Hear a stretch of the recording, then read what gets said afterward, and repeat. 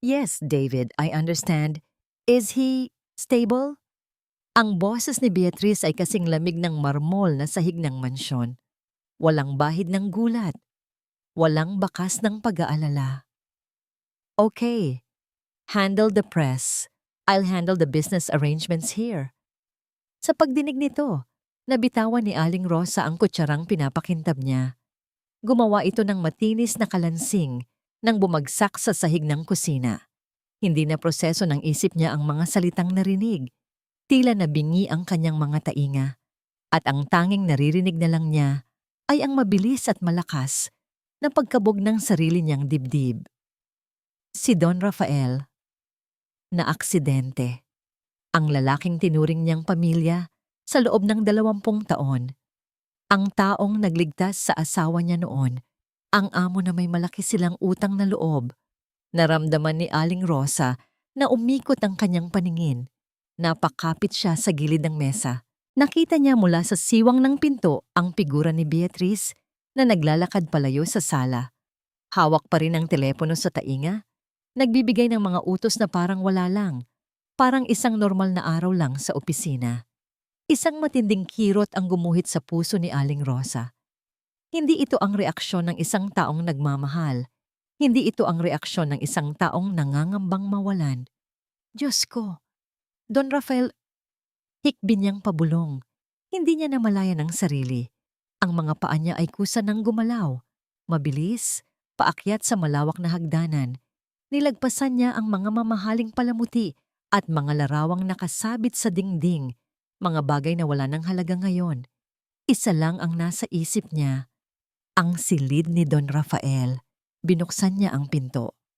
Ang amoy ng libro at ng paboritong pabango ng amo niya ang sumalubong sa kanya. Ang kama ay maayos na maayos, ang kumot ay nakatupi sa paraang alam niyang gusto ni Don Rafael. Siya ang nag-ayos niyan kaninang umaga lang. Lumapit siya sa kama. Nanginginig ang mga kamay. Hinaplos niya ang malambot na kumot, niyakap ito ng mahigpit na para bang sa pagyakap niya dito ay mayayakap niya ang kaluluwa ng taong humihiga rito gabi-gabi. Doon na bumuhos ang kanyang mga luhang pinigilan, mga luhang puno ng takot at pag-aalala. Umiyak siya, hindi bilang isang katulong. Umiyak siya bilang isang taong may turing, may malasakit. Rosa. Napatigil siya sa pag-iyak. Ang malamig na boses ni Beatrice ay tumusok sa katahimikan ng silid. Nakatayo ito sa may pintuan, nakapamewang, ang mga matay walang emosyon. Anong ginagawa mo rito? Pinunasan ni Aling Rosa ang kanyang mga luha gamit ang likod ng kanyang palad. Si Senyorita Beatrice. Si Don Rafael po. Kumusta na po siya? Isang buntong hininga ng pagkainis ang pinakawalan ni Beatrice. Lumakad ito papasok. Ang mga takong ng sapatos ay lumilikha ng matigas na tunog sa sahig na kahoy. He's in the hospital. The doctors are taking care of him. Tumingin ito sa paligid, hindi kay Aling Rosa. Marami tayong kailangang ayusin. Kailangan kong tawagan ng board, ang mga investor. Pero, malubha po ba siya? Pagpupumilit ni Aling Rosa, ang boses ay basag. Sa wakas ay tumingin si Beatrice sa kanya. Ang mga mata nito ay matalim, mapanghusga. Tiningnan nito ang umiiyak na mukha ni Aling Rosa, ang gusot nitong uniforme. Tumigil ka nga sa pag-iyak, Rosa, sabi ni Beatrice. Ang bawat salita ay mabigat at walang pakundangan. It's not practical. Mas marami tayong dapat isipin kaysa sa drama mo. Para kay Beatrice, ang mga salita ay parang mga numero sa isang business deal. May halaga, may gamit. Pero para kay Aling Rosa, ang mga salitang iyon ay parang sampal. Isang sampal na hindi tumama sa pisngi, kundi dumiretso sa puso. Drama. Ganito pala ang tingin niya sa kanyang pag-aalala. Isang abala. Isang bagay na hindi praktikal. Tumango na lang si Aling Rosa. Hindi na nag-angat ng tingin. Dahan-dahan, siyang tumalikod at lumabas ng silid. Bawat hakbang ay parang ang bigat-bigat. Ang bawat anino sa pasilyo ay tila nangungutya. Bumalik siya sa kusina, ang kanyang santuwaryo. Doon, sa gitna ng amoy ng mga niluluto at ng pamilyar na ayos ng mga gamit, ay sinubukan niyang kumalma. Pero ang imahe ni Don Rafael sa ospital at ang malamig na boses ni Beatrice ay paulit-ulit na naglalaro sa kanyang isipan. Kinabukasan, ang katahimikan sa mansyon ay mas mabigat kaysa dati. Si Beatrice ang umupo sa dulo ng mahabang mesa, ang pwesto ni Don Rafael. Mula doon, walang tigil ang kanyang mga tawag sa telepono. Cancel the acquisition. No. Liquidate the stocks. I am in charge now. Just follow my orders. Si Aling Rosa ay tahimik na nagsisilbi ng kape. Bawat galaw ay maingat. Pinagmamasdan niya si Beatrice. Ang postura nito ay nagbago. Mas mayabang, mas may awtoridad. Para itong isang reyna na matagal nang naghihintay na makuha ang kanyang korona. Bandang 10:00 ng umaga, isang itim na kotse ang huminto sa tapat ng mansyon. Bumaba mula rito si Attorney David, ang matagal ng abogado at nag-iisang pinagkakatiwalaan ni Don Rafael.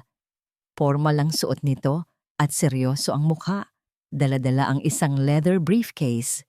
Sinalubong siya ni Beatrice sa sala. David, any news? Tanong ni Beatrice. Ang boses ay nagpapanggap na may pakialam. He is stable, but he remains unconscious. The doctor said it could take time. Sagot ng abogado, ang mga mata ay tila sinusuri si Beatrice. I'm here for another matter. May bilin si Don Rafael na dapat basahin in case something like this happens. Isang munting ngiti ang sumilay sa labi ni Beatrice. Ito na ang hinihintay niya. Of course, let's proceed. Umupo sila sa sala. Ipinagtimpla sila ni Aling Rosa ng kape. Tahimik siyang naglagay ng tasa sa harap ni Beatrice at ni Attorney David. Pero ang kanyang mga tainga ay nakikinig. Ang kanyang mga mata ay hindi humihiwalay sa nagbabagong ekspresyon sa mukha ni Beatrice. Binuksan ni Attorney David ang kanyang briefcase at naglabas ng isang dokumento. Ayon sa nakasulat dito, panimula ng abogado, habang si Don Rafael ay hindi pa bumabalik ang Malay, ang lahat ng desisyon patungkol sa Belmonte Corporation ay pansamantalang ipinagkakatiwala kay Miss Beatrice Alonso. Napangiti si Beatrice, isang nangiti ng tagumpay. Subalit, pagpapatuloy ni David, mayroon siyang isang espesyal na probisyon, isang personal na kahilingan na kailangang maipatupad kaagad. Nawala ang nangiti ni Beatrice. Nagsalubong ang kanyang mga kilay. Anong kahilingan? Tumingin si Attorney David sa kanya ng diretso bago basahin ang kasunod na linya. Ayon sa dokumento, nais ni Don Rafael na ang mansyon ng mga Belmonte ay pansamantalang magbigay silong sa isang batang ulila mula sa Bahay Pag-asa Orphanage sa Bulacan. Parang binuhusan ng nagyayelong tubig si Beatrice. Nanigas siya sa kanyang kinauupuan. Ang tasa ng kape sa harap niya ay bahagyang umalog, Bulacan. Ang pangalan ng lugar ay parang isang multo mula sa nakaraan. Isang lugar na matagal na niyang sinubukang ibaon at kalimutan. Naramdaman ni Aling Rosa ang biglaang pagbabago sa hangin. Nakita niya ang pagkasuklam at takot sa mga mata ni Beatrice. Mabilis na nakabawi si Beatrice, pilit na pinakalma ang sarili. An orphanage? Bakit? That's ridiculous. These are his written instructions, Beatrice. Mahinahong sabi ni David, pero may diin. Preparations are already underway. The child will arrive tomorrow. Hindi na nakapagsalita si Beatrice. Ang kanyang isip ay ligalig. Bakit? Bakit doon? Alam ba ni Rafael? Imposible. Nang paalis na si Attorney David, sinundan siya ni Beatrice hanggang sa may pinto. Bakit sa dinami-dami ng ampunan, doon pa sa Bulacan?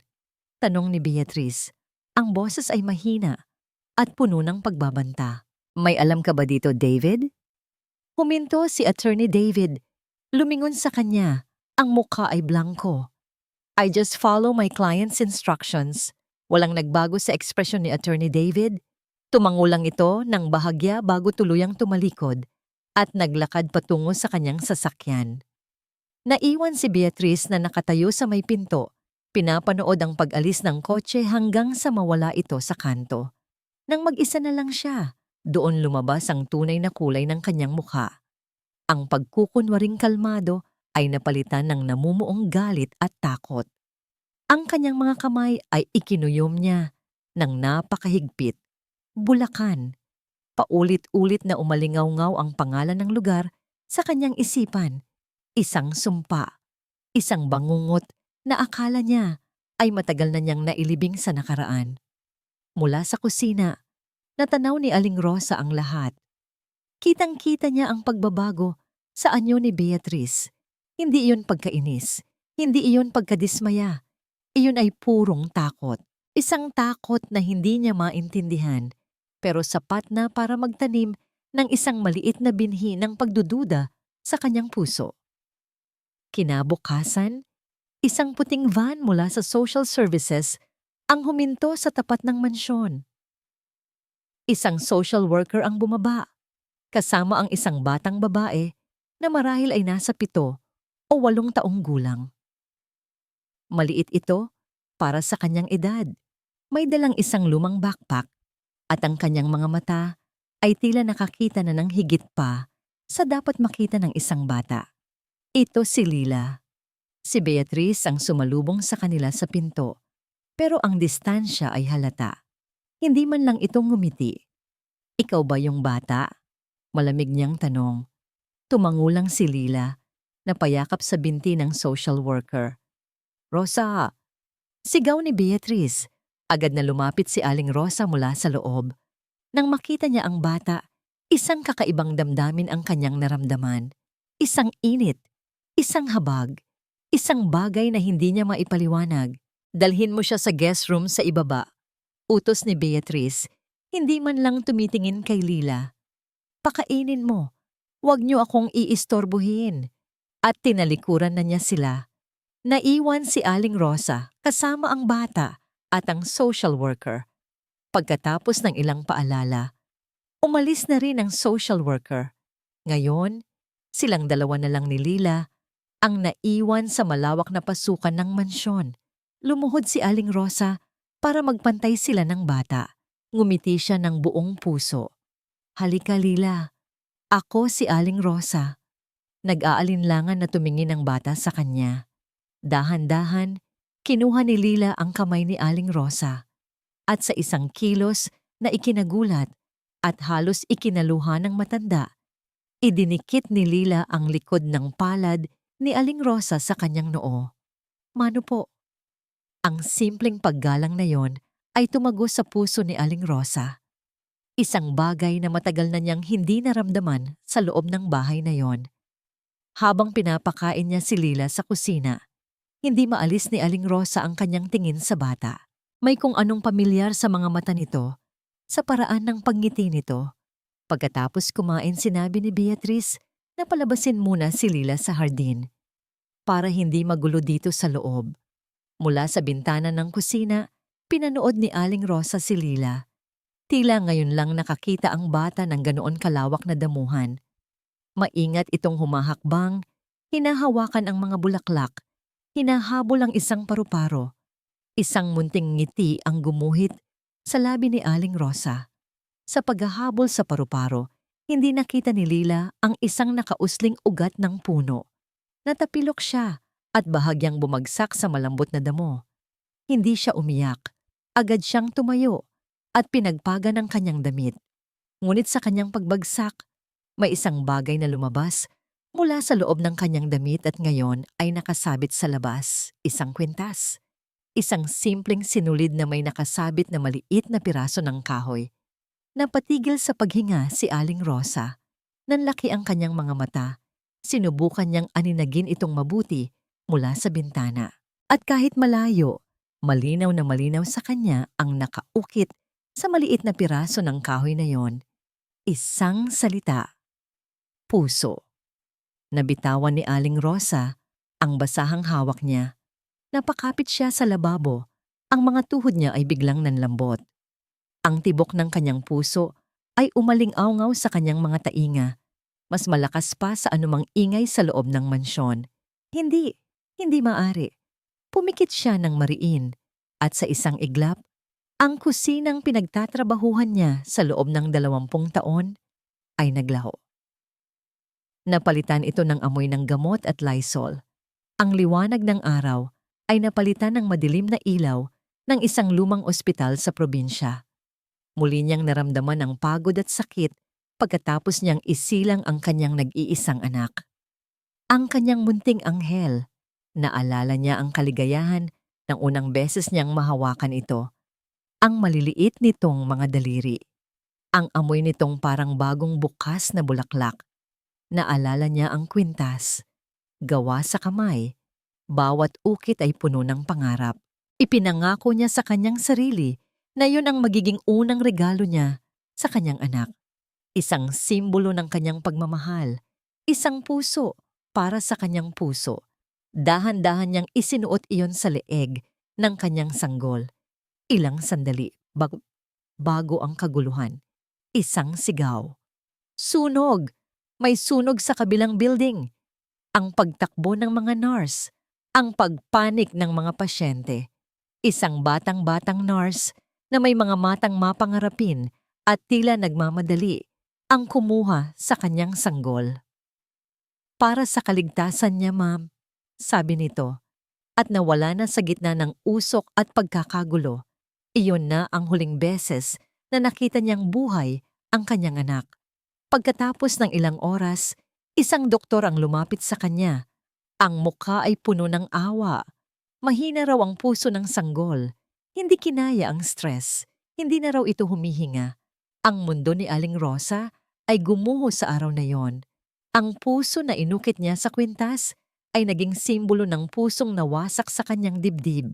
Idinilat ni Aling Rosa ang kanyang mga mata. Bumalik siya sa kasalukuyan. Ang kanyang mukha ay basang-basa na ng luha. Muli siyang sumilip sa bintana.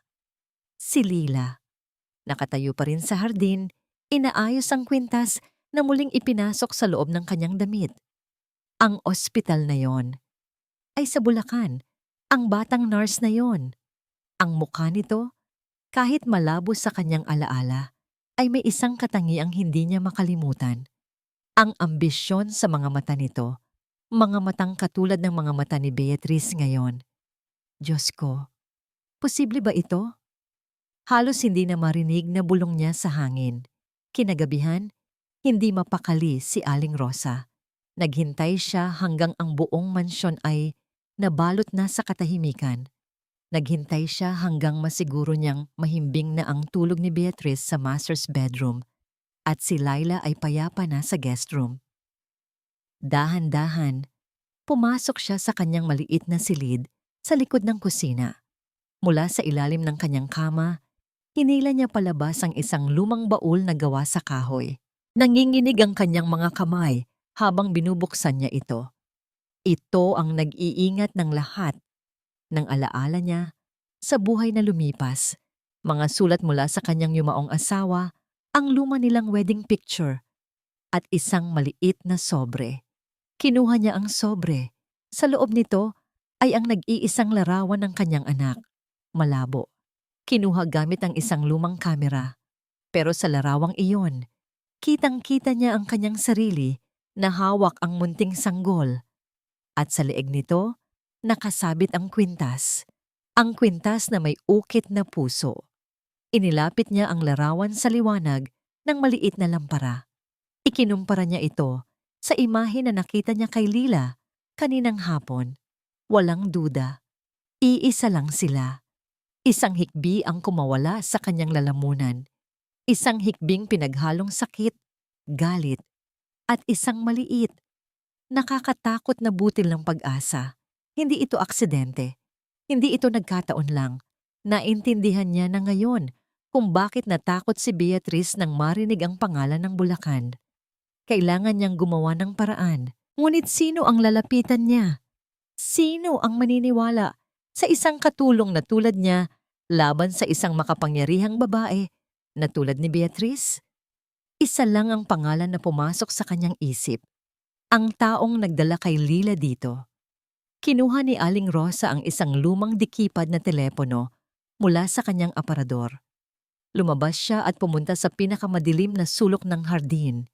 Hinanap niya ang numero ni Attorney David na nakasulat sa isang maliit na papel. Nanginginig niyang pinindot ang bawat numero. Sa bawat tunog ng ring, lalo siyang kinakabahan. Nang sa wakas ay may sumagot sa kabilang linya. Isang formal na hello ang kanyang narinig. Hindi agad nakapagsalita si Aling Rosa. Huminga siya ng malalim. Pinipigilan ang paghikbi. Attorney? Nagsimula siya. Ang boses ay basag at desperado. Kailangan ko po ng tulong ninyo. Natahimik ang kabilang linya. Sa loob ng ilang segundo, ang tanging narinig lang ni Aling Rosa ay ang sarili niyang paghinga.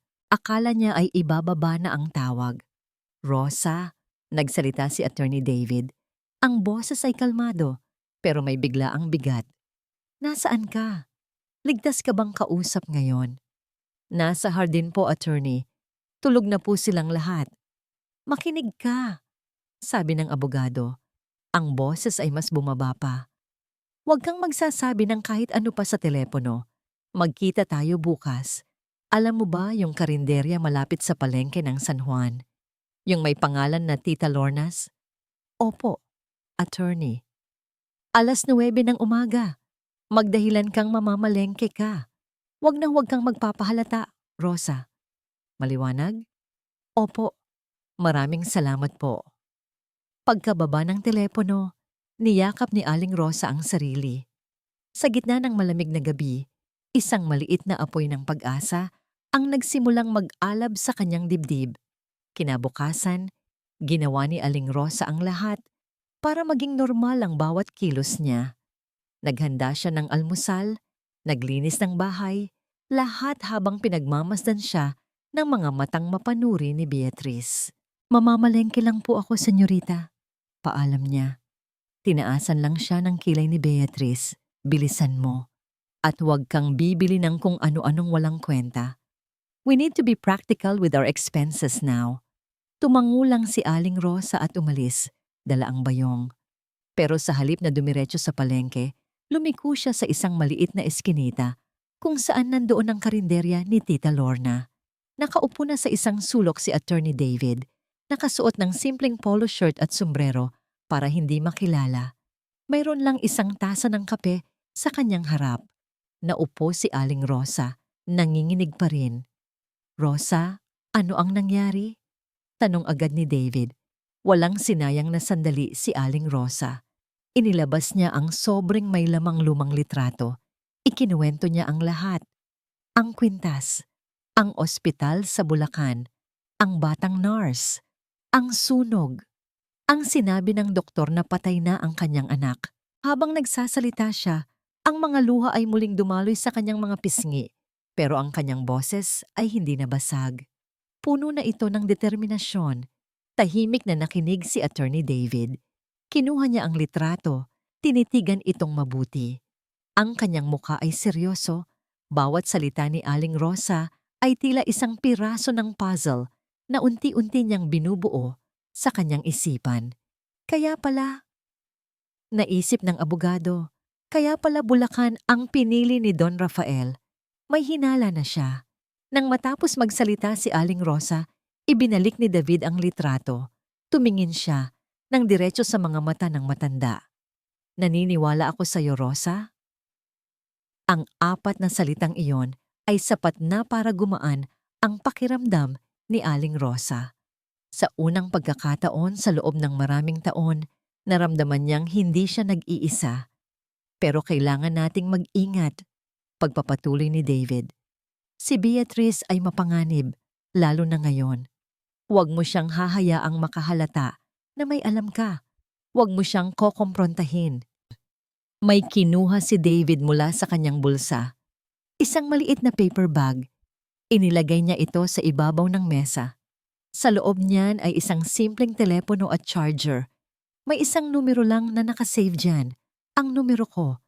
Gamitin mo lang yan kapag tatawagan mo ako. Itago mo yan ng mabuti. Huwag mong gagamitin ang luma mong telepono para sa akin. Nanginginig na kinuha ni Aling Rosa ang paper bag. Salamat po, attorney. Ano po ang gagawin natin? Ako na ang bahala. May ipapadala akong imbestigador sa Bulacan para halungkatin ang mga records ng ospital at ng ampunan. Kailangan natin ng matibay na ebidensya.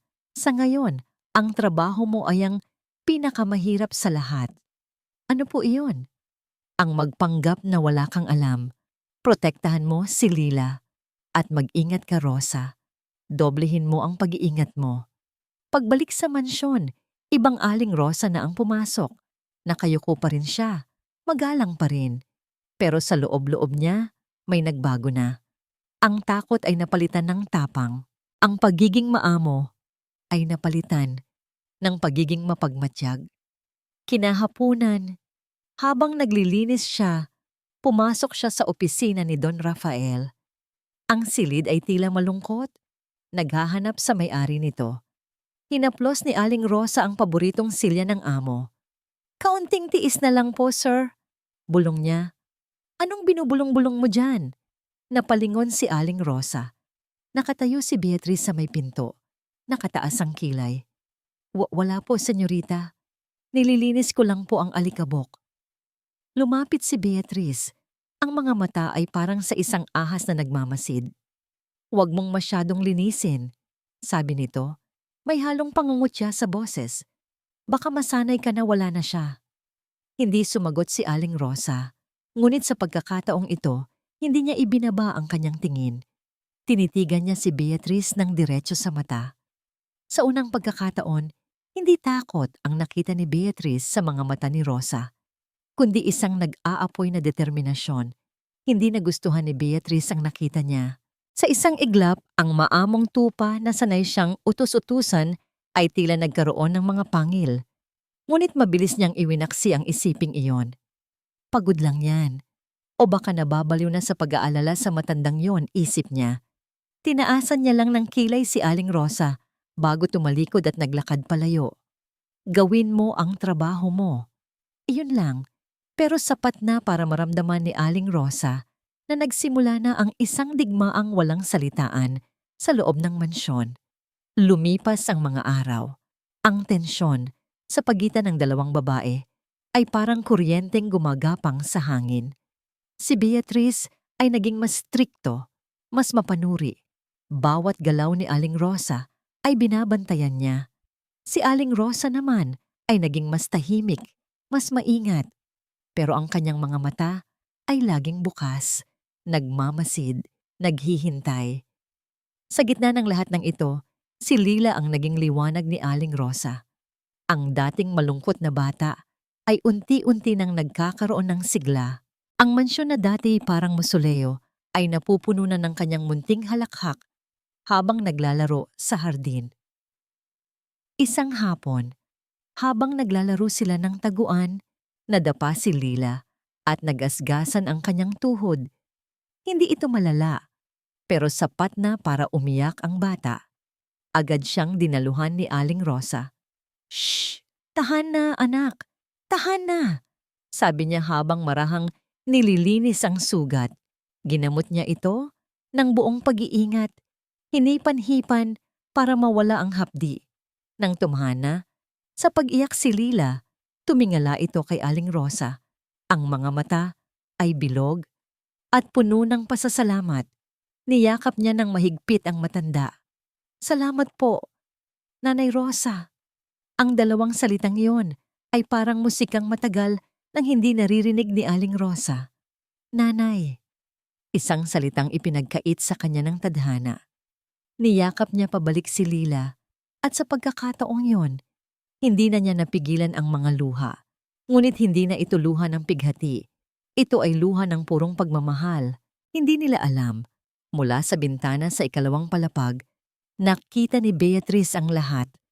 Ang pag-iyak ni Lila, ang pag-aalaga ni Rosa, ang yakap, at narinig niya, kahit mahina, ang tinawag ng bata kay Aling Rosa, Nanay Rosa. Isang malamig na kaba ang gumapang sa buong katawan ni Beatrice. Ang pagdududa na pilit niyang iwinawaksi ay biglang lumaki. Ang pagdating ng bata, ang biglang pagbabago ng ugali ni Rosa. Nag-uugnay ang lahat. Kinagabihan, hindi mapakali si Beatrice. Nagpabalik-balik siya sa kanyang silid na parang isang tigreng nakakulong sa hawla. Ang kanyang mga kamay ay nanlalamig. Hindi pwede ito. Ang nakaraan na pinaghirapan niyang ibaon ay hindi pwedeng bumalik para sirain ang lahat ng meron siya ngayon. Kinuha niya ang kanyang cellphone at nagtago sa banyo. Hinanap niya ang isang numero na matagal na niyang hindi tinatawagan. Isang numero na nakasave sa ilalim ng ibang pangalan. Nang may sumagot, ang boses niya ay nanginginig at puno ng galit. Hello? May problema? Oo, tungkol doon. Huminga siya ng malalim. Kailangan mong bumalik sa Bulacan. Oo, ngayon na. Linisin mo ang lahat. Suriin mo ang mga lumang file sa ospital, sa munisipyo, kahit saan. Walang dapat maiwang bakas na nagtrabaho ako doon. Naiintindihan mo? Walang-wala. Ibinaba niya ang tawag, humahabol sa hininga.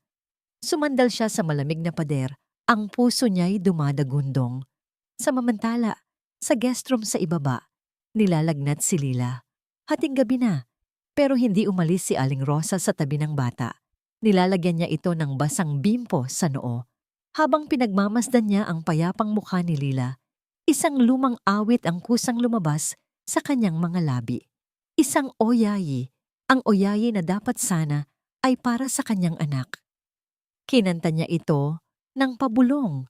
Ang bawat nota ay puno ng pagmamahal at pangungulila.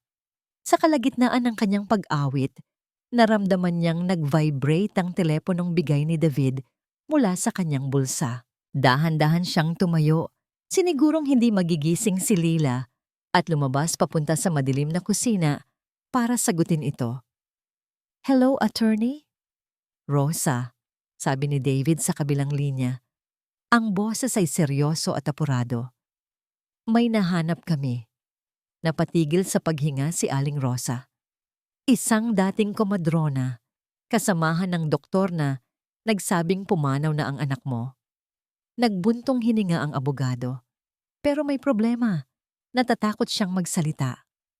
Natatakot? Halos pabulong na ulit ni Aling Rosa. Bakit po siya natatakot? Mukhang may nagbabanta sa kanya, Rosa. O baka nabayaran na siya noon para manahimik. Ang sabi ng investigador ko, nagmamatigas siya. Ayaw niyang makipag-usap.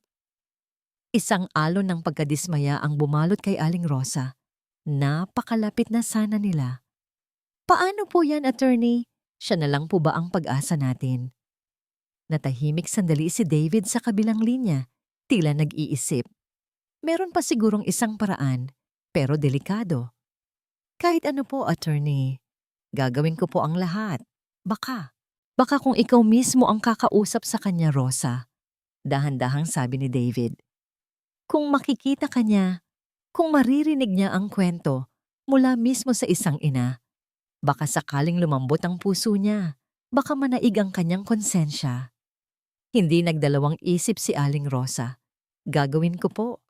Kailan at saan? Bukas. Susunduin ka ng isa sa mga tauhan ko sa labasan ng subdivision. 8:00 ng umaga. Magdahilan ka ulit na may bibilhin ka sa bayan. Rosa, sigurado ka ba rito? Opo, attorney, sabi niya. Ang boses ay buo at matatag. Para po sa anak ko. Kinabukasan, ang pag-alis ni Aling Rosa ay hindi naging madali.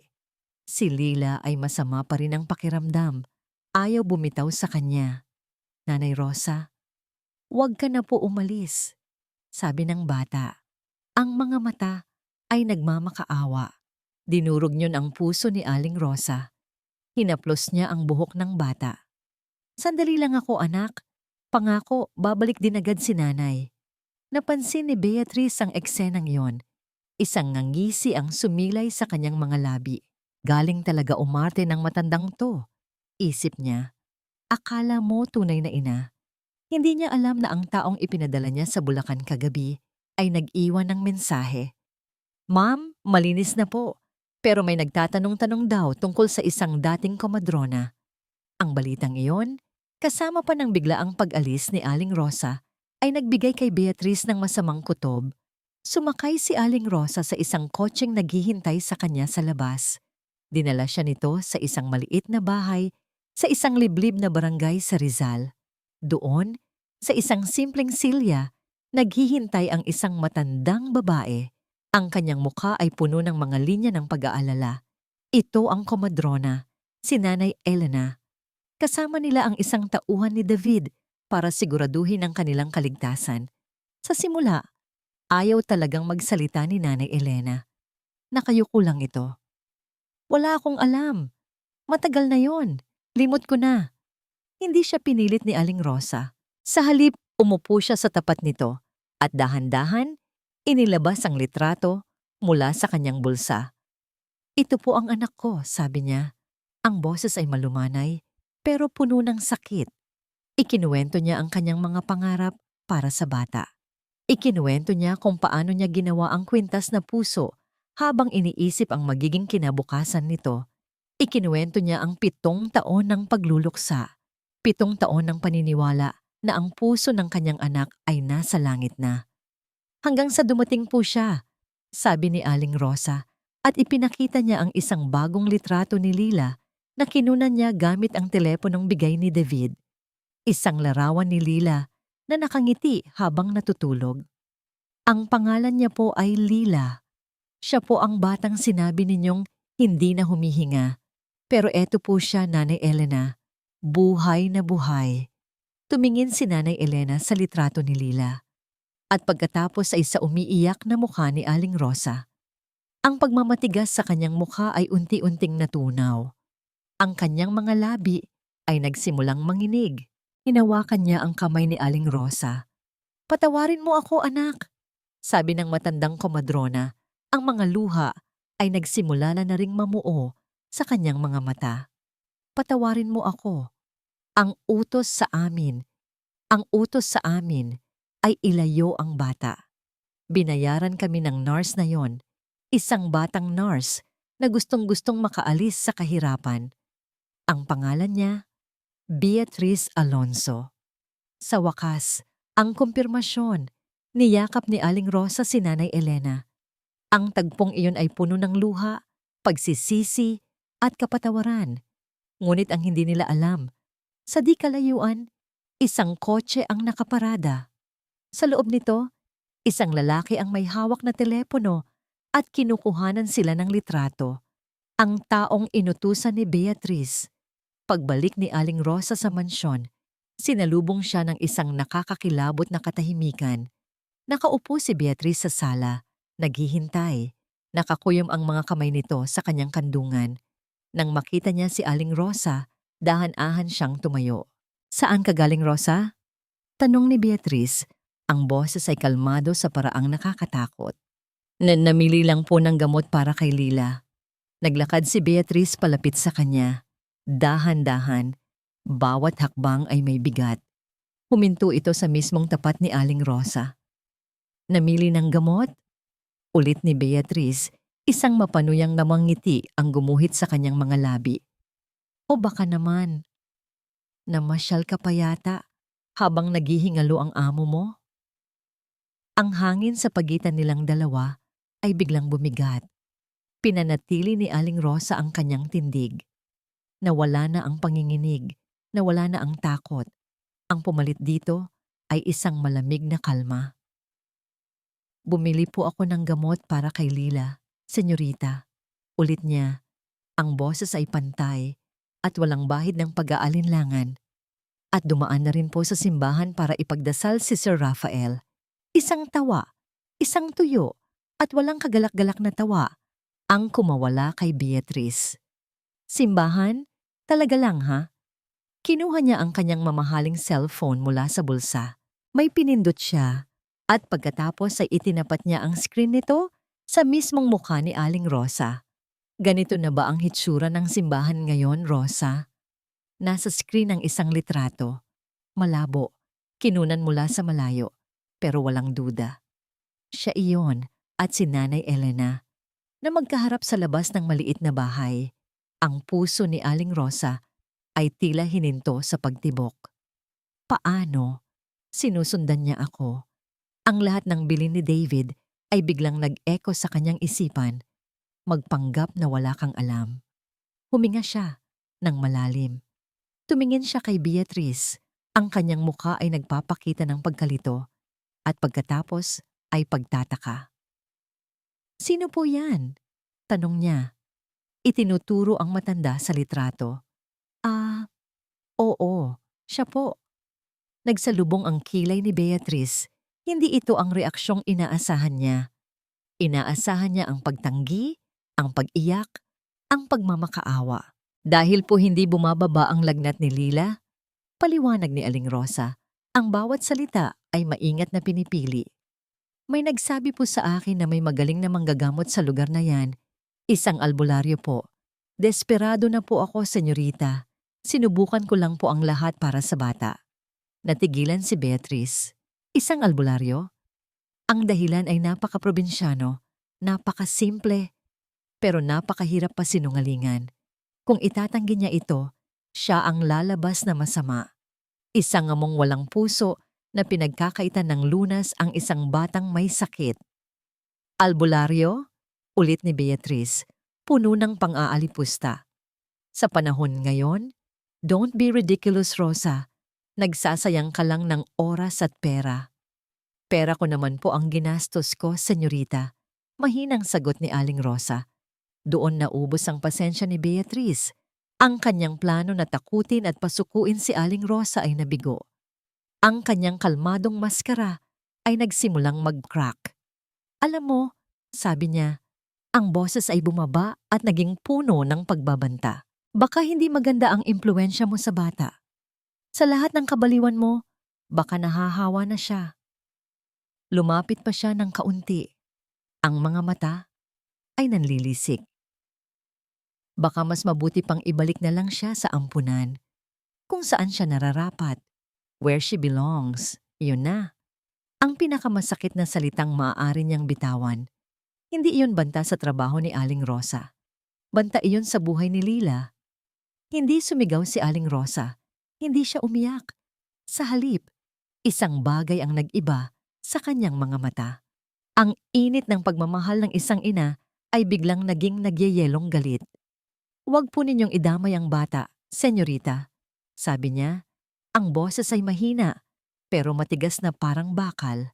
Sa unang pagkakataon, si Beatrice ang nakaramdam ng bahagyang pag-atras. Nakita niya sa mga mata ng kanyang katulong ang isang bagay na hindi niya pa nakikita dati. Isang tapang na handang pumatay kung kinakailangan.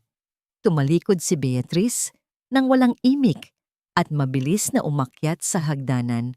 Ang bawat tapak ay puno ng galit. Naiwan si Aling Rosa sa sala, nanginginig, ngunit hindi na sa takot para sa sarili, kundi sa takot para kay Lila.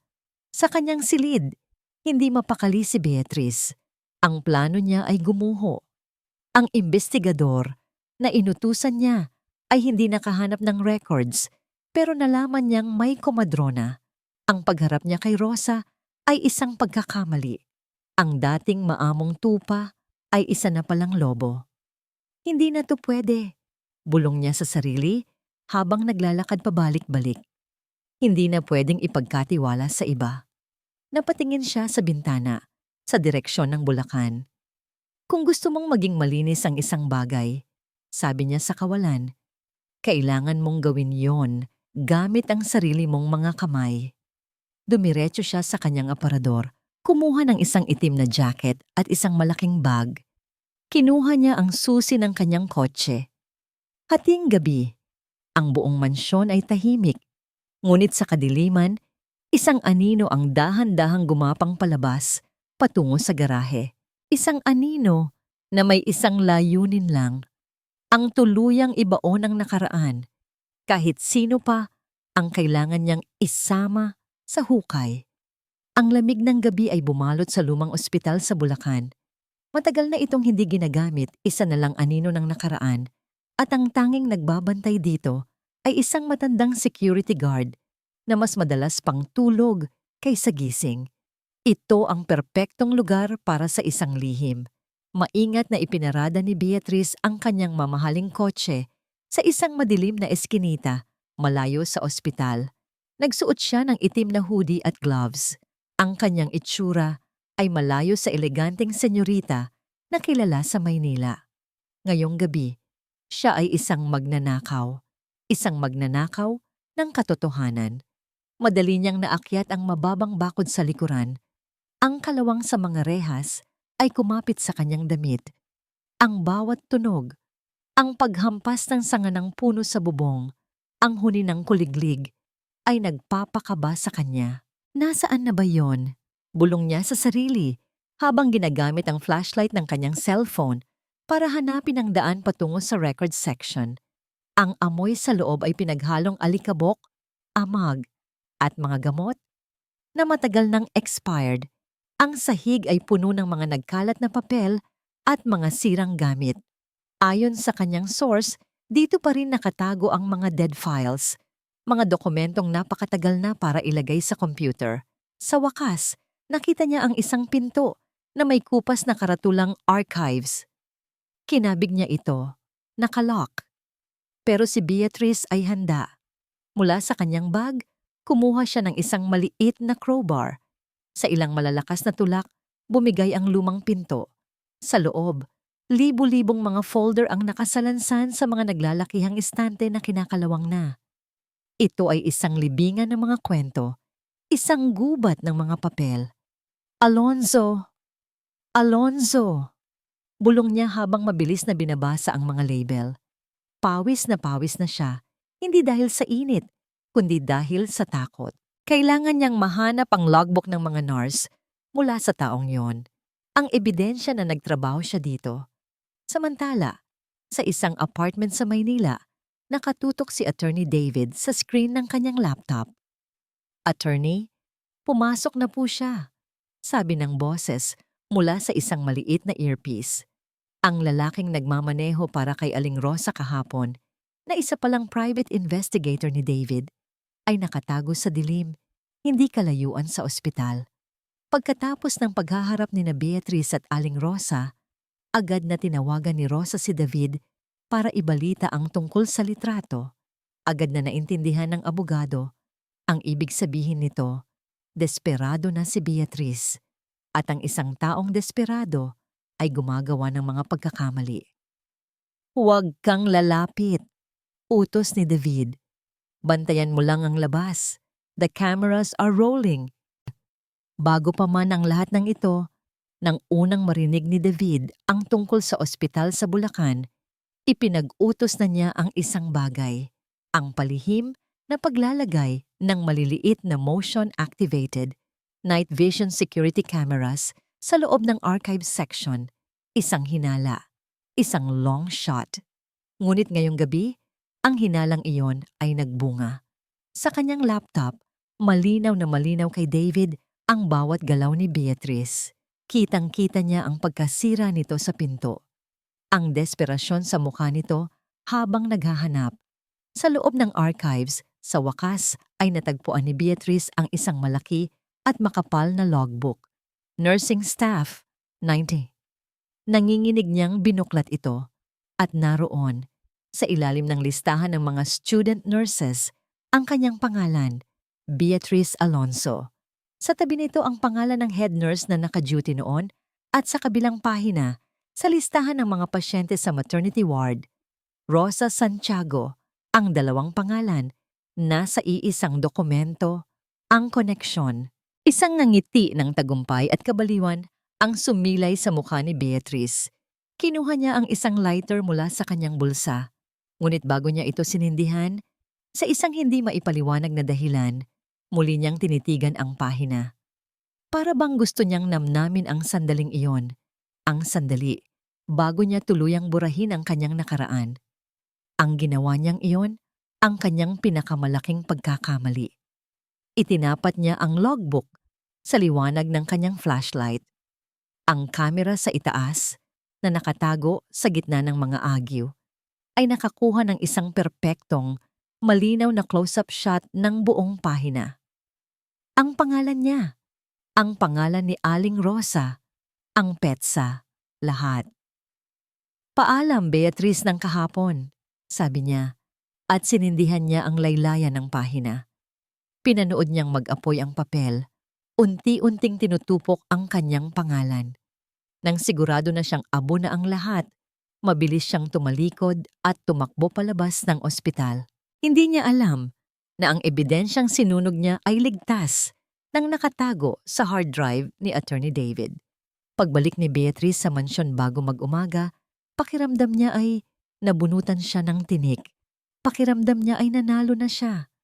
Ngayon, wala nang pisikal na ebidensya. Salita na lang ni Rosa laban sa salita niya. At sino ang paniniwalaan ng mundo? Humiga siya sa kanyang kama at sa unang pagkakataon sa loob ng maraming araw, nakatulog siya ng mahimbing.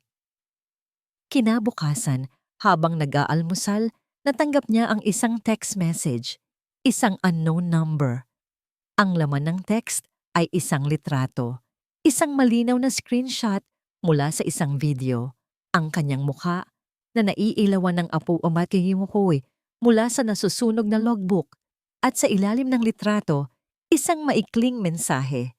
Looking for something? Nabitawan ni Beatrice ang hawak niyang tasa. Bumagsak ito sa mamahaling Persian rug, gumawa ng mantsa ng kape na kasing itim ng biglaang takot na bumalot sa kanyang puso. Ang kanyang mga kamay ay nagsimulang manginig. Hindi. Paano? Sino? Ang pakiramdam ng tagumpay kagabi ay biglang naglaho, napalitan ng isang nagyayelong lagim. May nakakita sa kanya, may nakakaalam. At ngayon, hawak siya nito sa leeg. Mabilis niyang tinawagan ng numero. Hindi ito nagri-ring, para bang isa itong numerong ginawa para lang magpadala ng isang mensahe at pagkatapos ay maglaho. Ang kanyang isip ay kumaripas. Sino? Si David? Imposible. Masyado siyang legalista. Si Rosa? Isang hamak na katulong? Paano niya magagawa pa to? Sa pag-iisip niya, isang imahe ang pumasok sa kanyang isipan. Ang determinasyon sa mga mata ni Rosa. Ang tapang na hindi niya pa nakikita dati. Doon niya naintindihan. Baka hindi si Rosa mismo ang gumawa, pero siguradong may kinalaman ito. Ang buong araw na yon, si Beatrice ay parang isang hayop na nasukol. Ang bawat anino ay tila isang kalaban. Ang bawat tunog ng telepono ay nagpapakaba sa kanya. Ang maskara ng isang sopistikada at kontroladong babae ay tuluyan ng gumuho. Ang natira na lang ay purong, walang halong sindak. Kinahapunan, hindi na niya natiis. Kailangan niyang tapusin ito. Kailangan niyang harapin ang pinagmumulan ng lahat ng kanyang problema. Nakita niya si Aling Rosa sa kusina, naghahanda ng lugaw para kay Lila. "Rosa," sabi ni Beatrice, ang boses ay kalmado, sa paraang mas nakakatakot pa kaysa sa pagsigaw. Lumingon si Aling Rosa. Nakita niya ang itsura ni Beatrice, ang namumutlang balat, ang nangingitim na ilalim ng mga mata, ang kabaliwan na unti-unting lumalabas sa anyo nito. Alam niyang ito na yon, ang pagsabog. "Kailangan nating mag-usap." Sumunod si Aling Rosa papunta sa sala. Isinara ni Beatrice ang mga malalaking sliding doors na papunta sa hardin. Tila ayaw niyang may makarinig. "Huwag na tayong maglokohan pa, Rosa." Panimula ni Beatrice, ang bawat salita ay may diin. "Alam ko, at alam mo na alam ko." Hindi sumagot si Aling Rosa. Hinintay niya lang ang kasunod. Isang tawa. Isang tawang puno ng pait at galit ang kumawala kay Beatrice. "Ang galing mo ano? Ang galing mong umarte. Ang hamak na katulong, ang kawawang martir. Pero sa likod ng lahat ng yan, isa ka palang ahas. Kinakalaban mo ako ng patalikod." "Wala po akong ginagawang masama, senyorita," mahinahong sagot ni Aling Rosa. "Wala!" Sigaw ni Beatrice, tuluyan nang nawala ang kontrol. "Kinuha mo ang lahat sa akin. Ang dapat sana'y tahimik kong buhay. Ang kinabukasan ko. Dahil sa'yo, Dahil sa walang kwentang batang yan, bumabalik ang lahat. Naglakad siya pabalik-balik, parang isang mabangis na hayop. Kasalanan ko ba kung bakit ka naghirap? Biglang tanong ni Aling Rosa. Ang boses ay hindi na mahina. May laman na. May bigat. Natigilan si Beatrice. Humarap siya kay Aling Rosa. Ang mga mata ay nanlilisik. Anong sinabi mo? Ang sabi ko, pag-uulit ni Aling Rosa, tumatayo ng mas matuwid. Kasalanan ko ba kung bakit mo pinili ang daan na yan? Mahirap din ako, Beatrice. Lumaki ako sa wala. Pero hindi ako kailanman nag-isip na magnakaw ng buhay ng iba para lang guminhawa ang sarili ko. Hindi mo naiintindihan. Sigaw ni Beatrice, ang mukha ay namumula na sa galit. Hindi mo alam kung gaano kasakit ang kutsain, ang maliitin, ang ituring na parang basura. Ginawa ko ang dapat kong gawin para mabuhay, para umangat. Sa pamamagitan ng pag-aalis ng karapatan ng isang sanggol na makilala ang kanyang ina, sumbat ni Aling Rosa. Ang boses ay nagsimula ng manginig. Hindi sa takot, kundi sa nag-uumapaw na sakit at galit. Sa pamamagitan ng pagsira sa buhay ko, 7 taon, Beatrice. 7 taon akong nagluksa para sa isang anak na buhay naman pala at pinagkakaitan mo sa akin. Sa wakas, ang pag-amin, ang komprontasyon, ang lahat ng baraha ay nakalatag na sa mesa. Si Beatrice, sa halip na makaramdam ng pagsisisi, ay lalo pang nag-apoy sa galit. Oo, ginawa ko nga. Pag-amin niya, ang boses ay matinis at puno ng kamandag. Dahil yon ang nararapat, isang pagkakamali lang ang batang yan, isang hadlang sa mga pangarap ko. At ikaw, isa ka lang hamak na probinsyana na walang mararating sa buhay. Deserve niyo ang isa't isa. Senyorita, wag mo akong tawaging senyorita. Sa gitna ng sigawan, isang maliit na figura ang lumitaw sa may pintuan ng kusina. Si Lila. Nagising siya dahil sa ingay. Nakatayo siya doon, hawak ang kanyang unan. Ang mga mata ay malaki at puno ng takot habang pinapanood ang 2 babaeng pinakamahalaga sa kanyang maikling buhay na nag-aaway. Napansin ni Beatrice ang bata at ang lahat ng galit niya ay biglang nagkaroon ng isang target. Ayan, sabi ni Beatrice, itinuturo si Lila. Ayan ang sumpa ng buhay ko, ang ugat ng lahat ng ito. Huwag mong idamay ang anak ko. Sigaw ni Aling Rosa. Tumakbo siya papunta kay Lila at niyakap ito ng mahigpit. Ang pagtawag ni Aling Rosa ng anak ko ang nagsilbing huling gatilyo. Para kay Beatrice, tapos na ang laro. Kung hindi ka lang dumating sa buhay ko. Sigaw niya, ang boses ay parang isang talim. Kung hindi lang sana buhay ang anak mo. At sa isang kilos na puno ng kabaliwan at desperasyon, sumugod siya, hindi papunta kay Aling Rosa, kundi diretso kay Lila. Huwag! Isang sigaw na puno ng lakas ng isang ina ang pumuno sa sala. Sa isang iglap, inikot ni Aling Rosa ang kanyang katawan. Ginawa itong isang pader sa pagitan ni Beatrice at ni Lila. Niyakap niya ang bata ng buong higpit, ipinikit ang kanyang mga mata at hinintay ang pagtama, ang sakit, ang kahit anong idudulot ng galit ni Beatrice. Pero wala. Walang dumapong kamay, walang sigaw. Ang tanging narinig niya ay isang biglaang paghinto na sinundan ng isang nakabibinging katahimikan. At pagkatapos, isang boses. Isang boses na hindi niya inaasahang maririnig. Isang boses na malamig, matigas, at puno ng awtoridad na matagal nang nawala sa mansyon na ito. Beatrice, that's enough. Dahan-dahang iminulat ni Aling Rosa ang kanyang mga mata. Dahan-dahan siyang lumingon. Nabitawan ni Beatrice ang kanyang pag-atake. Ang kanyang kamay ay nanatiling nakaere, nanigas. Ang kanyang mukha, na kanina'y puno ng kabaliwan, ay napalitan ng purong pagkabigla at hindi paniniwala. Sumunod ang kanyang tingin sa pinanggalingan ng boses, sa tuktok ng malawak na hagdanan. Nakatayo roon si Don Rafael Valmonte, Hindi siya nakahiga sa kama ng ospital. Hindi siya mukhang mahina. Nakatayo siya ng matuwid, nakasuot ng isang simpleng damit pantulog. Ang kanyang mga mata ay nag-aapoy sa isang galit na hindi pa nakikita ni Aling Rosa kailanman. Sa tabi niya, nakatayo si Attorney David at sa likod nila, dalawang unipormadong pulis. R. Rafael!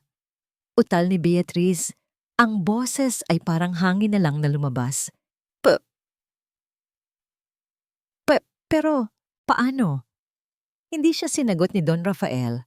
Sa halip, itinaas nito ang isang maliit na bagay sa kanyang kamay. Isang digital audio recorder. Every word. Beatrice, sabi ni Don Rafael, ang boses ay kasing talim ng isang patalim. Every confession. We heard it all. Doon na gumuho ang mundo ni Beatrice. Ang kanyang mga tuhod ay nanlambot. Napaurong siya, napasandal sa pader, ang lakas ay tuluyan nang nawala sa kanyang katawan. Ang lahat ng kasinungalingan, ang lahat ng plano, ang lahat ay isang malaking patibong. Dahan-dahang bumaba ng hagdan ang mga pulis. Beatrice Alonzo, sabi ng isa sa kanila, ang boses ay formal at walang emosyon. Isinasama ka namin sa presinto para sa mga katanungan. Hindi na pumalag si Beatrice. Hindi na siya nagsalita. Para siyang isang manikang pinaglumaan na nawalan na ng buhay. Hinayaan niya lang ang mga pulis na lapitan siya, na isuot ang posas sa kanyang mga kamay. Ang tunog ng pag-click ng posas ay ang tanging ingay na bumasag sa katahimikan. Habang dinadaan siya palabas, ang kanyang mga mata ay nakatitig pa rin kay Don Rafael. Mga matang puno ng pagtataka, galit, at sa kaibuturan, isang nakakaawang pagkatalo. Nang maisara na ang pinto at wala na si Beatrice, doon palang bumalik sa normal ang paghinga ni Aling Rosa. Nananatili siyang nakaluhod sa sahig, mahigpit pa ring yakap si Lila na ngayon ay sumisilip na mula sa kanyang likuran. Ang mga mata ay puno ng pagkalito. Dahan-dahang bumaba si Don Rafael sa hagdan. Ang galit sa kanyang mukha ay napalitan ng isang emosyong mas komplikado. Isang pinaghalong pagsisisi, hiya, at isang matinding kalungkutan. Nilapitan niya ang mag-ina na nasa sahig pa rin. Tumingala si Aling Rosa sa kanya. Ang kanyang mukha ay basang-basa ng luha. Luha ng takot, luha ng ginhawa, luha ng 7 taong pighati na sa wakas ay nagkaroon ng katarungan. Tumigil si Don Rafael sa kanilang harapan. Yumuko siya ng bahagya. Ang mayaman at makapangyarihang Don ng San Juan ay tila lumiit sa sandaling iyon. Rosa? Sabi niya, ang boses ay basag na ngayon.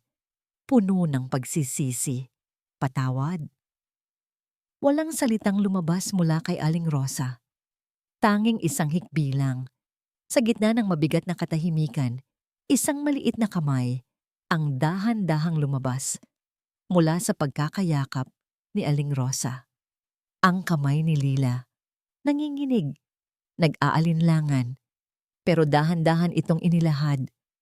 Papunta kay Don Rafael, natigilan si Don Rafael, napatingin siya sa maliit na kamay na yon. Isang kamay na hindi humihingi, hindi nanunumbat. Isang kamay na tila nag-aalok ng isang bagay na matagal na niyang kinalimutan. Isang pagkakataon. Dahan-dahan, halos parang natatakot. Na baka isa lang itong ilusyon, iniangat ni Don Rafael ang sarili niyang kamay. Nanginginig. Ang kamay na sanay pumirma ng mga milyon-milyong kontrata at magbigay ng mga utos ay ngayon nag-aalangan na abutin ang isang paslit. At hinawakan niya ito. Ang malaki at magaspang niyang palad ay tinakpan ng maliit at malambot na kamay ni Lila. Isang mainit na kuryente ang tila gumapang mula sa kanilang mga kamay. Diretso sa puso ni Don Rafael. Isang init na hindi kayang ibigay ng kahit anong yaman. Doon na tuluyang bumigay ang pader na matagal nang binalot sa puso ng matandang lalaki. Isang luha, ang unang luha sa loob ng maraming taon, ang pumatak mula sa kanyang mata at bumagsak sa kanilang magkahawak na kamay. Lumipas ang ilang linggo. Ang mansyon na dati binabalot ng kasinungalingan at tensyon ay ngayon nababalot ng isang kakaibang katahimikan. Isang katahimikang hindi malungkot, kundi mahiyain. Isang katahimikang naghahanap ng bagong simula. Ang balita tungkol sa pag-aresto kay Beatrice Alonzo ay naging isang malaking iskandalo. Ang kanyang pangalan at reputasyon ay nadurog. Ang lahat ng ari-ariang nakuha niya mula kay Don Rafael ay binawi. Ang hiya, ang kahihiyan ay naging isang anino. Nasusundan siya kahit saan siya magpunta. Mas mabigat pa kaysa sa rehas na bakal. Sa loob ng mansyon, ang mga bagay ay dahan-dahang nagbabago. Si Aling Rosa ay si Aling Rosa pa rin. Nagluluto, naglilinis, ngunit hindi na siya nakasuot ng uniforme. At sa tabi niya palagi, nandoon si Lila, ang kanyang munting anino, masaya at malaya, nang tumakbo sa loob ng bahay na dati nagdulot sa kanya ng takot. Si Don Rafael naman ay tila isang estranghero sa sarili niyang tahanan. Madalas siyang nakaupo lang sa kanyang opisina, hindi nagtatrabaho, kundi nakatingin lang sa bintana. Paano nga ba magsisimula? Paano niya itatama ang isang pagkakamaling hinayaan niyang mamuo sa ilalim ng sarili niyang bubong? Sinubukan niya. Isang hapon, nakita niyang nahihirapan si Leila sa kanyang assignment sa math. Dahan-dahan siyang lumapit. "Biba ka. Baka matulungan kita dyan." Alok niya, ang boses ay alanganin. Nag-angat ng tingin si Lila, bahagyang nagulat. Ngumiti ito at tumango. Umupo si Don Rafael sa tabi ng bata, sa isang maliit na silya na halos hindi magkasya sa kanya. At doon, sa gitna ng mga numero at equation, sa unang pagkakataon sa kanyang buhay, tinuruan niya ang isang bata kung paano mag-multiply. Mula sa may pintuan ng kusina, tahimik na pinanood ni Aling Rosa ang eksena. At sa unang pagkakataon, sa loob ng napakatagal na panahon, isang tunay, payapang ngiti ang sumilay sa kanyang mga labi. Isang araw, dumating si Attorney David. May dala siyang mga dokumento. Ipinakita niya ang una kay Aling Rosa. Ito ang birth certificate ni Lila, na opisyal ng inamyandahan. Sa ilalim ng mother's name, nakasulat na ngayon, Rosa Santiago. Kasama nito ang isang court order na nagbibigay sa kanya ng buong guardianship at legal na karapatan bilang ina. Niyakap ni Aling Rosa ang mga papel, ang mga luha ng kaligayahan ay dumaloy sa kanyang mga pisngi. Pagkatapos, may isa pang folder na ibinigay si David kay Don Rafael para pirmahan. "Ano ito?" tanong ni Aling Rosa. "Isang trust fund," paliwanag ni David. Isang pondo na itinayo ni Don Rafael para sa pag-aaral at kinabukasan ni Lila. "Hindi ito kabayaran, Rosa," dagdag ng abogado, nakatingin kay Don Rafael. "Ito ay isang pangako." Tumingin si Aling Rosa kay Don Rafael. Nakita niya sa mga mata nito ang sinseridad. Hindi ito pera para bilhin ang kanilang kapatawaran. Ito ay isang paraan para siguraduhin na ang kinabukasang ninakaw kay Lila ay maibabalik ng higit pa sa inaasahan. Tumango si Aling Rosa. Isang tango ng pagtanggap. Ang cliffhanger ay narito. Ang legal na pagkilala at ang pinansyal na pangako ay nandyan na. Ngunit ang tunay na paghilom, ang pagbuo ng isang tunay na pamilya, ay hindi kayang ayusin ng kahit anong dokumento. Magagawa kaya nilang tawirin ang tulay mula sa pagiging amo at katulong patungo sa pagiging isang pamilya. Ang mga sumunod na araw ay parang isang maingat na sayaw. Isang sayaw ng pag-aalinlangan at dahan-dahang pag-aangkop.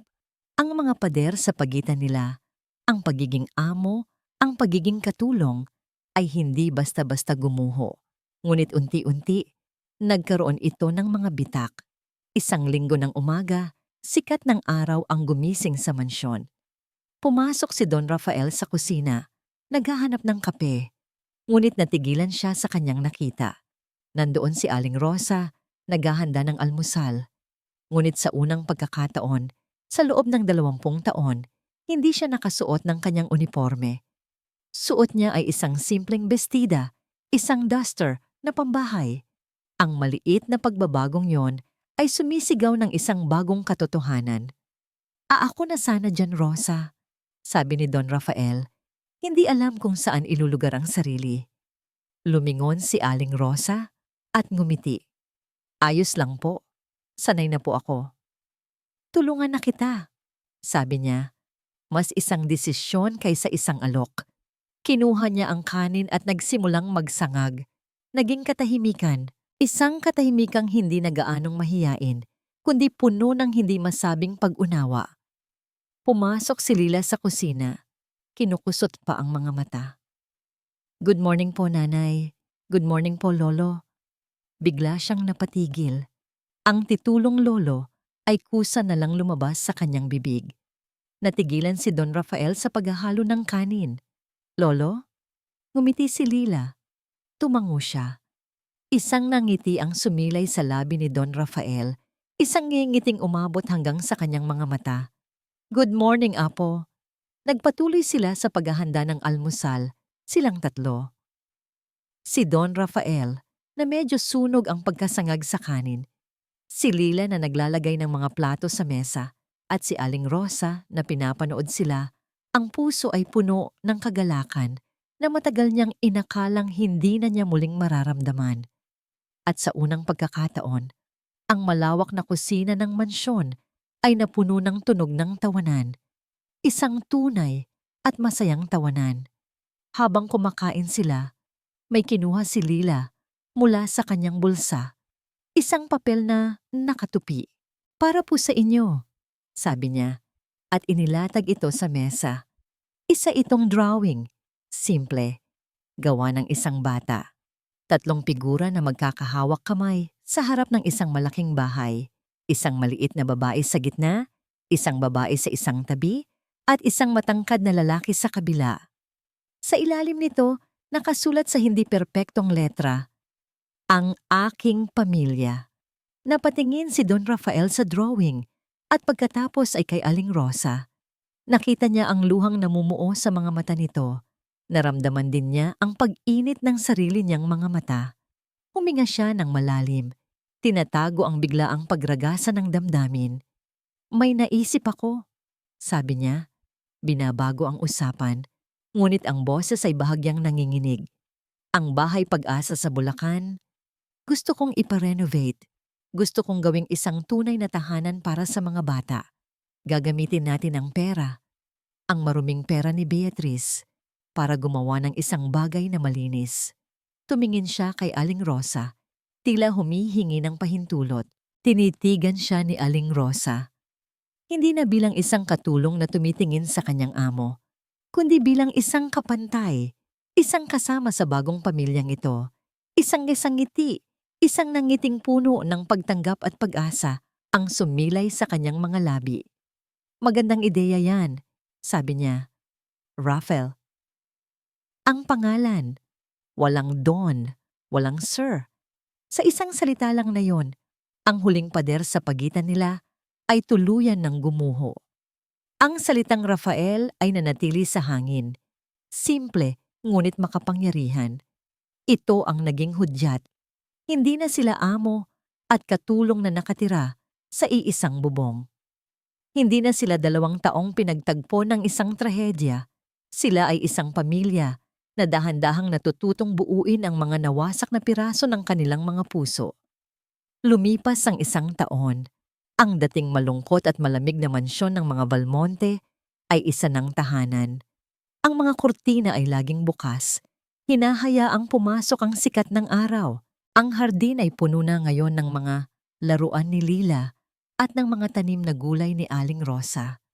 Ang katahimikan ay napalitan na ng musika, ng tawanan, at ng paminsan-minsang masayang sigawan habang naghahabulan sila sa pasilyo. Natagpuan na ni Aling Rosa ang kapayapaan. Napatawad na niya ang nakaraan, hindi si Beatrice, kundi ang sakit na idinulot nito. Ang bawat araw na kasama niya si Lila ay isang biyaya na naghihilom sa 7 taong sugat. Hindi na siya si Aling Rosa, ang katulong. Siya si Nanay Rosa, isang ina na buo at minamahal. Natagpuan na ni Don Rafael ang kanyang katahimikan, hindi sa mga numero ng kanyang stock market, kundi sa mga yakap ni Lila tuwing umaga at sa amoy ng sinangag na inihahanda ni Rosa. Ang yaman para sa kanya ay hindi na ang pera sa bangko, kundi ang oras na kasama niya ang kanyang bagong pamilya. Ibinuhos niya ang kanyang atensyon at pondo sa pagtulong sa mga batang ulila. Ang Bahay Pag-asa Orphanage sa Bulacan ay isa ng maganda at modernong gusali. Pinalitan na ang pangalan nito. Ngayon, kilala na ito bilang Puso Foundation. Isang lugar na nagbibigay ng pag-asa, ipinangalan sa kwintas na nag-ugnay sa kanilang lahat. Isang hapon, silang 3 ay nakaupo sa hardin, sa ilalim ng isang malaking puno ng mangga. Naghahanda sila ng merienda. Si Lila ay masayang nagkukwento tungkol sa kanyang mga kaklase. Si Rosa ay abala sa pagbabalat ng dalandan. Si Rafael naman ay nakikinig lang, isang ngiti ang hindi maalis sa kanyang mga labi. Tumingala si Aling Rosa sa langit, sa asul na kalangitan. Naalala niya ang kanyang yumaong asawa, ang utang na loob na minana niya. Sino ang mag-aakala na ang pagbabayad sa utang na yon ay hindi sa pamamagitan ng serbisyo, kundi sa pamamagitan ng pag-ibig? Masaya ka ba, nanay? Biglang tanong ni Lila, na tila nabasa ang malalim na iniisip ng kanyang ina. Hinaplos ni Rosa ang pisngi ng kanyang anak. Tumingin siya kay Rafael na nakangiti sa kanilang dalawa. "Oh, anak," sagot niya. Ang boses ay puno ng katiyakan. Higit pa sa masaya, nakauwi na tayo. Hindi na mahalaga kung paano sila nagsimula. Ang mahalaga ay kung nasaan sila ngayon, magkakasama. Sa isang tahanang hindi binuo ng dugo o ng apelyido, kundi ng katapatan, ng pagpapatawad, at ng isang pag-ibig na nahanap sa gitna ng mga kasinungalingan. Isang tahanan na itinayo ng puso. Mula sa kaibuturan ng aking puso, maraming salamat sa iyo, aming minamahal na tagapakinig, sa iyong pagsama sa amin sa bawat kabanata ng paglalakbay na ito. Salamat sa pananatili sa tabi ni Aling Rosa sa kanyang pinakamahihirap na sandali at sa pagsaksi sa dahan-dahang paghilom ng puso ni Don Rafael at ni Lila. Hindi ko itatago sa inyo habang isinusulat ko ang kwentong ito. May mga pagkakataong nanginginig ang aking mga kamay, lalo na sa eksenang kinumpronta na ni Aling Rosa si Beatriz. Naramdaman ko ang hapdi, ang galit at ang tapang ng isang inang ipinaglalaban ang kanyang anak. Ang kwentong ito ay isinilang mula sa inspirasyon ng mga tahimik na bayani sa ating paligid. Ang mga taong tulad ni Aling Rosa na ang tanging yaman ay ang kanilang katapatan at ang kanilang pagmamahal ay hindi kailanman humihingi ng kapalit. Ito ay isang paalala na kahit sa pinakamadilim na sulok ng kasinungalingan, may isang munting butil ng katotohanan na laging hahanap ng paraan upang sumibol at mamunga. Isang paalala na ang tunay na pamilya ay hindi laging nagsisimula sa dugo, kundi sa pag-aalaga at pagdadamayan. Ngayon, ako naman ang magtatanong sa iyo, kung ikaw si Aling Rosa, sa kabila ng lahat ng nangyari, buong puso mo pa bang matatanggap si Don Rafael bilang parte ng iyong bagong pamilya? Kung napukaw ng kwentong ito ang inyong damdamin, inaanyayahan ko kayong ibahagi ang inyong saloobin. Mag-iwan lamang po ng komento sa ibaba. Ang inyong mga pananaw ay mahalaga sa amin.